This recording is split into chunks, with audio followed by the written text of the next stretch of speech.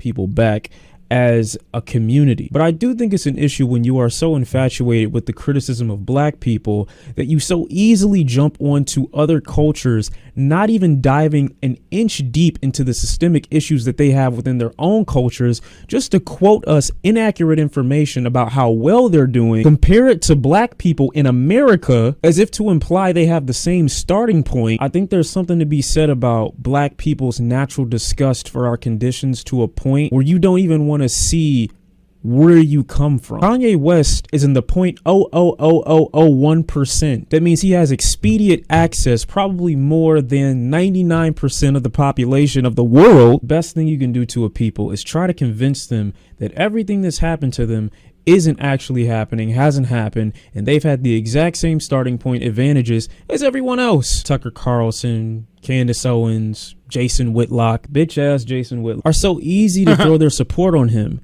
Meanwhile, I guarantee you, if Kanye West asked any of these three, are you voting for me come 2024 when I run for president? They'll probably say no. If you think that I'm lying about this whole let's move the money to this demographic, Candace Owens' husband is the owner of the company that Kanye West is about to buy right now, this free speech platform. So whether Kanye West goes to Drink Champs or whether he goes to Parler, he is still being exploited. But I do believe in his defense that there is an end goal for him. George Farmer is the CEO of Parler, the new company that Kanye West has just purchased. Parler has had a tumultuous history and has been at the forefront of several scandals since its inception in 2018. Marketed as a social media safe haven for free speech, critics argue it was designed as a response to the perceived censorship of former President Donald Trump and his supporters. It cannot be denied that the app caters to a very bizarre and mostly right-wing demographic. The site is also a breeding ground for QAnon. The app was pulled from stores but returned to the Apple Store in May of 2021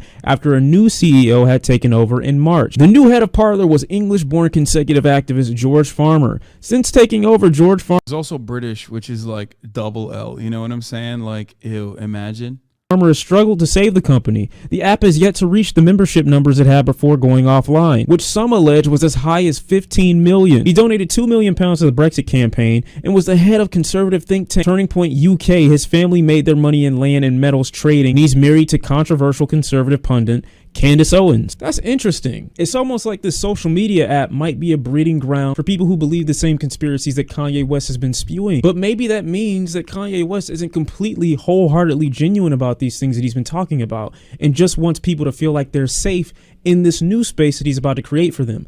Possibly a new space too. I don't know. Market his new clothing, market his new idea, a place for people to support Kanye West who don't necessarily care about the material and the music he's already released, but instead are going to support his new ideas because they align with what they also believe in. As long as it goes against this side, the other side will eat it completely up. And that's how I'm going to make my next 100, 2, 3, 4, 5, 6, 700. That's where it needs to come from. And that's not for no reason. Speaking of no reason, let's talk about no reason. We already know that Kanye West is being exploited from the right. I guess my respect for the right comes from the fact that they don't hide it. They make it very known that they want high up black people to promote ideas that they believe themselves. They just would love to.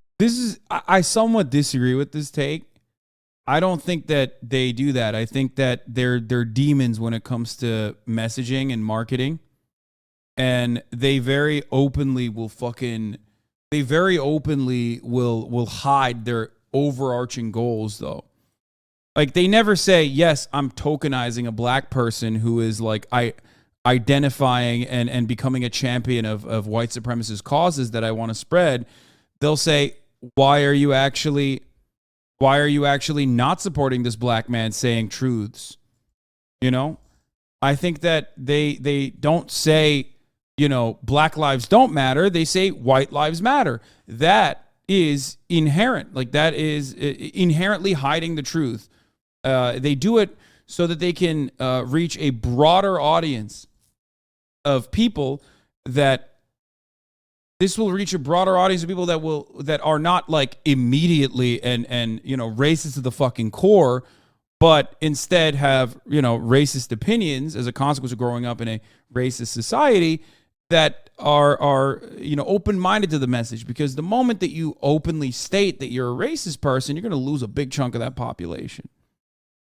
What Kanye West is doing, as a matter of fact, with his anti-Semitism, I think is dangerous, partially because when you no longer have any sort of like shackles on that message, when you no longer are trying to hide the real anti-Semitic beliefs that you have, okay, you're going to reach a broader audience potentially of idiots who might agree with you, especially if they love you, but you're also going to lose an even larger percentage of the population who think, okay, well, this is fucking straight up Nazi shit.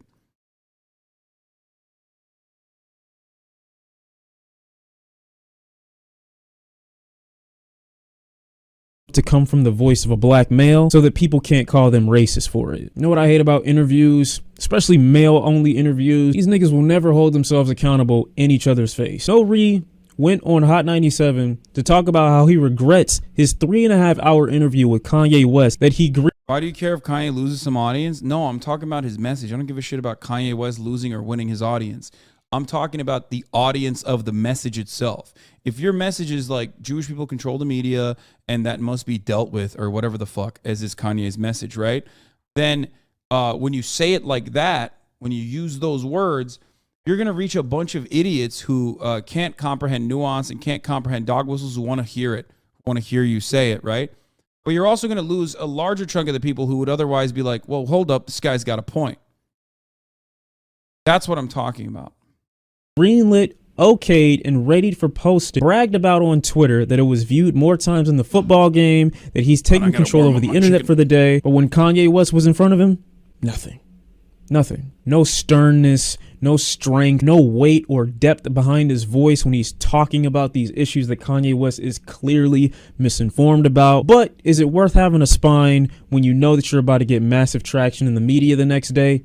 No. It takes a lot of balls to apologize to a family after platforming the man who just disrespected their family. Kanye, it takes a lot of balls to donate $2 million to the daughter of the man who was taken away from her due to the actions of a cop. The actions that you deny were even contributing factors to his death. I'm sure she'll be really happy to hear that when she gets older. No, am I asking him to take it down? Absolutely not. I would just prefer, and y'all know how I feel about people standing on their decisions, if he just stood on it. Hey, y'all, Kanye said some wild shit, but he a grown man, and I couldn't stop him. Thanks for the views. You know you can't stop Kanye from being Kanye and talking, but you can interrupt him. An interruption or a correction isn't silencing. It's being consistent with accuracy. Well, I say there's a deep evil in hip-hop media especially, because generally speaking, they are the most accessible content creators that can implement the quickest change for better results, for interviews, for perception, and information to the general public. Access that you wouldn't get if you tried to go to the head of Fox News or CNN. No, these people have the ability to alter their interview process. I find it ironic that Kanye West decided to have his interview with Drink Champs, owned by Revolt, owned by Diddy, who he just criticized for taking orders from Jewish people. I find it very funny that he did that. So when I see such blatant hypocrisy, it always leads me to believe that there's a bigger reason or a bigger motivation for having these talking points. They just seem so copy and paste. None of it seems like an original thought. It seems like it was all put together in some private headquarters where they're like, okay, Kanye, this is how you get the white conservative demographic on your side. Which, if he is doing that, objectively speaking, is good business. But this is also why I said he no longer needs black people, because his future business ventures will be off of the back of his new fan base, the fan base that doesn't even probably know his music. And I'm jealous of the Jewish community. I'm jealous of the way Jewish people do business. And I'm jealous not just for me, but for our entire culture. Kanye West isn't jealous of the Chinese. He's not jealous of Jewish people. Kanye West is ignorant to the fact that when you bring in a people from another land and you separate them from each other and force them to work in slave-like conditions, preventing them from learning about their history, ancestry, or their lineage, you prevent them from being able to come together like the Jewish, prevent them from being able to stand under their own nation like the Chinese. Kanye West isn't jealous of these cultures. Kanye West just doesn't have a home. Kanye West just doesn't know where he comes from, like most black people in this country. That's why black people get taken from so much in this country, because black culture and American culture get intertwined so often. But if you tell Kanye West something like this, it'll force him to recant on those comments he made 4 years ago about 400 years being a choice. It would immediately conflict with a lot of his existing views that I don't think he genuinely cares about to the extent that he would go and research them in depth to make sure that he was properly informed about everything that he was talking about, because I don't believe the motive here is about information. I believe the motive here is about money. He sucked all the life that he can out of the average black person for about as much as he can get. We've supported him musically.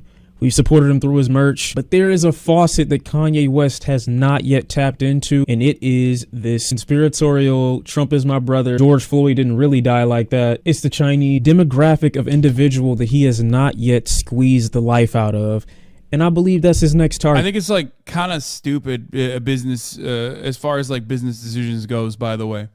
Like, if that's his overarching goal, which I don't believe it is, I think it's beyond that. I think he is a vulnerable person who is emotional, narcissistic, pushed away anyone that it could actually offer him any sort of like serious pushback.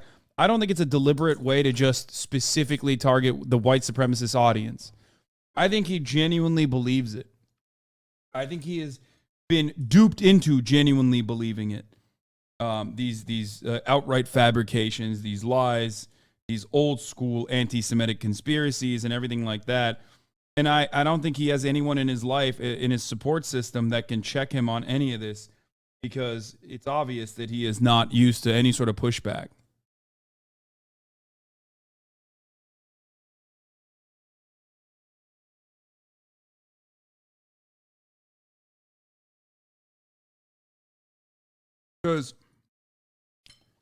And it's also somewhat of a bad business decision, because at the end of the day, white supremacists are never going to see him anything but a black person. They're not going to listen to his music. They're not going to buy White Lives Matter shirts. They're just not going to do that. The moment that he's done speaking about like Jewish people, or speaking about the Jewish media, or speaking about how black people are this, black people are that, they're done. They're done with him. So even if it was like a fucking, even if it was a legitimate business interest for him, it's just a massive misstep even from that point of view. But I don't think it's that. We're going to watch the man going to the most racist town in America. Don't worry.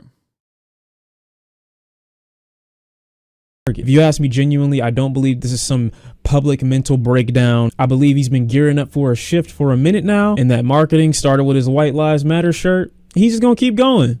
Am I mad? Not really. I just don't like being gaslit. Until we get more information, y'all let me know how you felt about it in the comment section down below. Do you think this is genuine, or do you think there's a bigger plan? Just complete fucking idiots.